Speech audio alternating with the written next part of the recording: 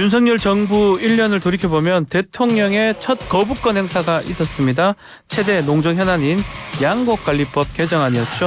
거부권 행사 이후에 어떤 상황인지 정황근 농림축산식품부 장관과 말씀 나눠보겠습니다. 안녕하십니까, 장관님. 네, 변호사님 안녕하세요. 네, 장관님 오랜만입니다. 예, 예. 자, 정부 출범 1년입니다. 소회가 어떤지 궁금합니다. 예. 아주 바쁘게 지냈어요. 바쁘게 지냈고요. 1년간. 네. 예, 정부 출범할 때 우리 쌀값은 폭락하지만 이제 국제적인 식량 공급망 교란 때문에 네.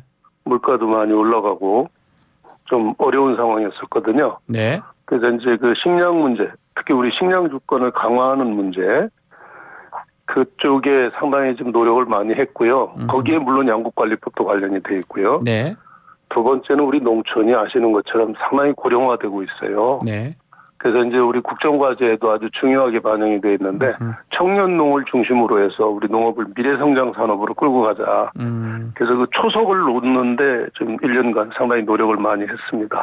자, 그렇다면 최대 현안 양곡관리법 이제 대통령 거부권 행사가 됐습니다. 예, 후 예. 상황은 어떻습니까, 지금? 재의결하기 전에도 예. 연구기관이나 정부가 많은 노력을 해서 이게 오히려 농민들한테 도움이 안 되고 우리 농업한테 도움이 안 된다.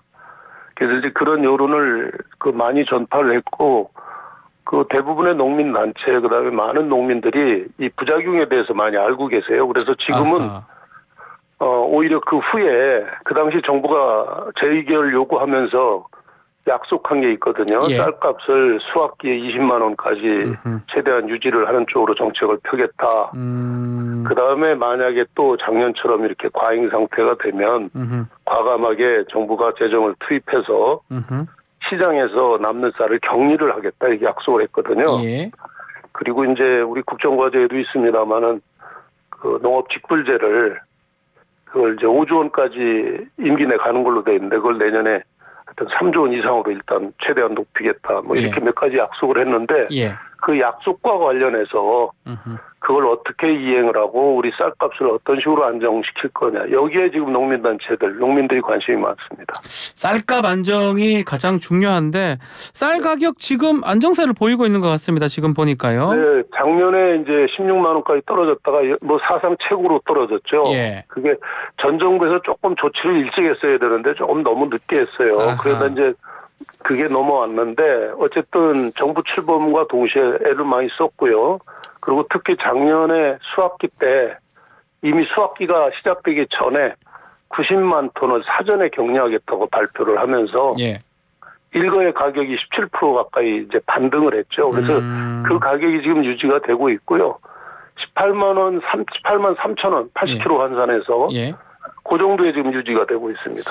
자, 이 안정세 이어가야 될 것 같은데 결국은 지금 올가을에 수확기가 이제 올 거 아닙니까? 이때가 가장 10월부터 12월 이때 수확기라고 그러죠. 대책이 좀 있습니까? 20만 원 지킬 수 있는. 그렇죠. 근데 이제 우리가 아주 대농들은 일부고 90% 이상이 우리 중소농가들이에요. 그렇죠. 그러니까 이분들은 집에다가 저장을 할 수가 없는 상태이기 때문에 수확하면 바로 출하를 하거든요. 소위 예. 홍수 출하를 하거든요. 예. 그래서 이제 수확기 때 가격을 안정시키는 게 결국은 실제 농가들한테 도움이 됩니다. 그래서 정부가 수확기 때 20만 원을 유지하는 쪽으로 가겠다고 분명히 약속을 드렸기 때문에 예. 그 두 가지죠. 우선은 재배 면적을 줄여야 되잖아요.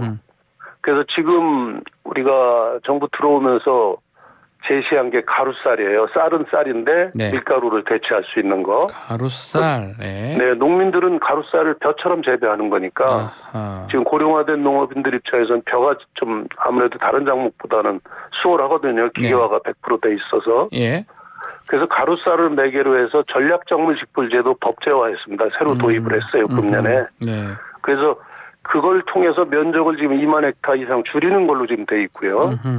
그러면 상당 부분 생산량이 감소가 되는데 만약에 대풍이 들게 되면은 작년처럼 풍작. 예. 네, 풍작이 들게 되면은 수확기 직전에 미리 상황 판단을 해서 네. 선제적으로 조치를 할 겁니다. 그래서 어허. 하여튼 20만 원을 유지를 하도록 그렇게 할 겁니다.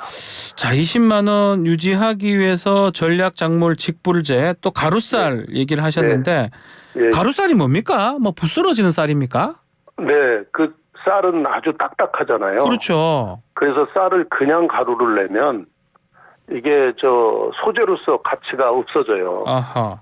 세포가 다 깨져가지고. 예. 그래서 우리 변호사님도 잘 아시겠지만 쌀은 뭐 떡을 만들더라도 물에 불려서 만들어야 돼요. 맞습니다. 가루를 예, 내려면. 예, 예. 예, 밀은 그냥 빠면 되는 거고. 근데 이 가루쌀은 겉으로는 분명히 변데 네. 세포 구조가 밀하고 똑같아요. 음흠. 손으로도 빠져요. 네.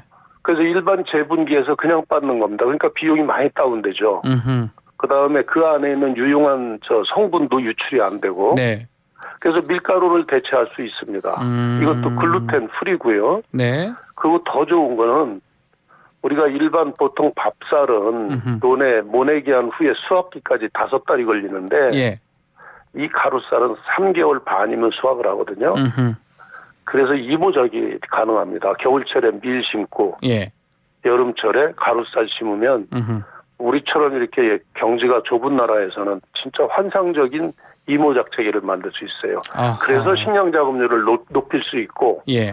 그래서 우리가 밖에 발표를 한 게 지금 우리 윤석열 정부에서 식량 문제에 있어서는 작업률을 유턴을 시키겠다. 예. 그래서 현재 44% 됩니다. 우리 저 식량 작업률이. 예. 가축이 먹는 곡물까지 포함하면 뭐 20%밖에 안 되는데 이 사람 기준으로 해서 식량 작업률을 55% 이상으로 올리겠다. 이렇게 지금 국민들께 약속을 했죠. 자금률 얘기죠. 네, 그 안에 매개체가 가루쌀 부분이다. 네, 특히 이제 쌀 같은 경우는 뭐 이 소비가 줄어서 걱정인데 최근에 그 1,000원의 아침밥 사업 인기거든요.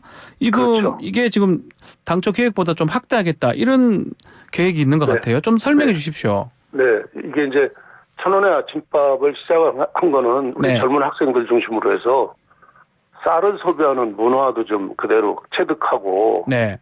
왜냐하면 청년들이 아침에 밥을 많이 못 먹는 경우가 많아. 시간도 당기고 뭐 이러니까 예. 딸리고 이러니까 그다음에 겸사겸사해서 쌀 소비도 늘리자 이렇게 기획이 됐던 건데 금년 들어서 이제 워낙 물가도 오르고 외식비가 올라가니까 여기에 관심들이 많고요. 그래서 처음에는 41개 대학교에 약 68만 명 지원하는 걸로 돼 있고 이게 뭐냐면은 1,000원의 아침밥이라는 게 학생은 1,000원만 내고 아침을 먹는 거죠. 그렇죠. 그래서 예. 정부가 1,000원을 지원을 하는 지자체하고. 거고 예. 나머지는 이제 학교가 부담을 하는 거였는데 예.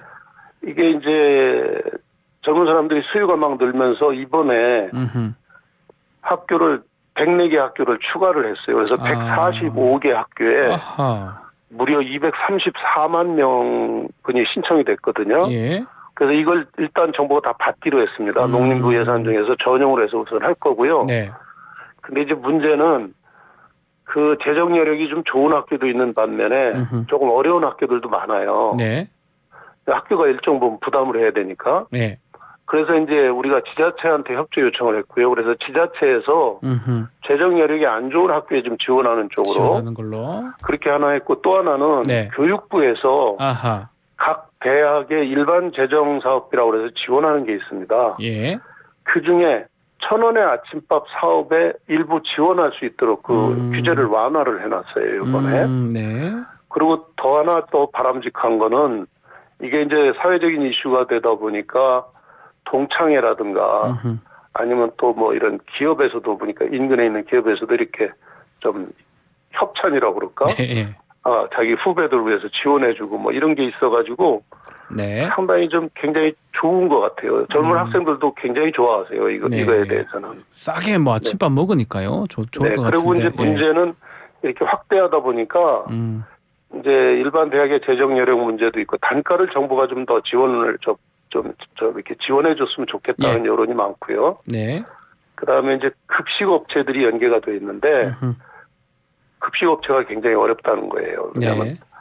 재정 여력이 충분하지 않으니까 학교에서도 많이 지원을 못 하니까.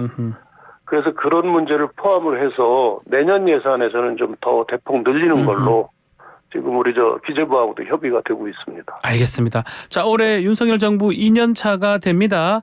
자, 네네. 농식품부 계획도 한번 들어보겠습니다. 어떻게 좀 예. 꾸려갈 생각이십니까?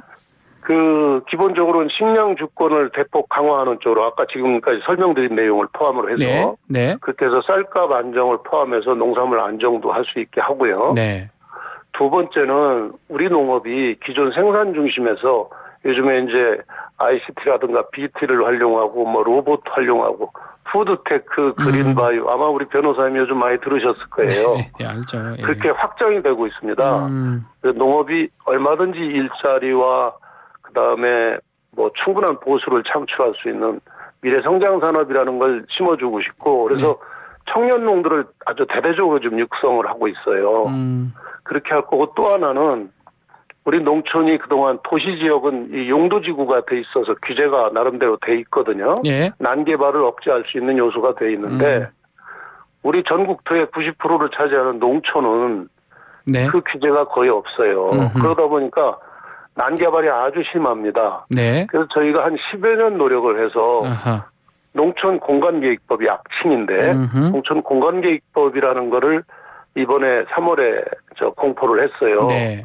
그래서 내년 이제 3월부터 시행을 하게 되는데 예. 일선 지자체장이 자기 지역에 대해서 7개 지구를 이렇게 조닝을 하도록 돼 있어요. 그래서 이제 축사 같은 것도 한쪽으로 몰고 그다음에 기존에 축사나 공장이 난개발 막 배치돼 있는 마을 같은 데 배치돼 있는 거는 네. 정부가 예산을 투입해서 새로 설정된 좋은 안으로 이렇게 옮기는 거를 재생이라고 그러는데 재생인데. 예. 그걸 대대적으로 지원하도록 이렇게 할 겁니다. 알겠습니다. 그래서 농촌을 정말 이렇게 좀 우리 국민들이 잘 찾고 또 세계인들이 관광지화할 수 있는 네. 그렇게 살기 좋은 곳으로 바꾸는 쪽으로 진력을 다하도록 하겠습니다. 알겠습니다. 자, 오늘 말씀 여기까지 듣겠습니다. 감사합니다. 예, 감사합니다. 조광근 농림축산식품부 장관과 함께했습니다. 1부 마치겠습니다. 식품의약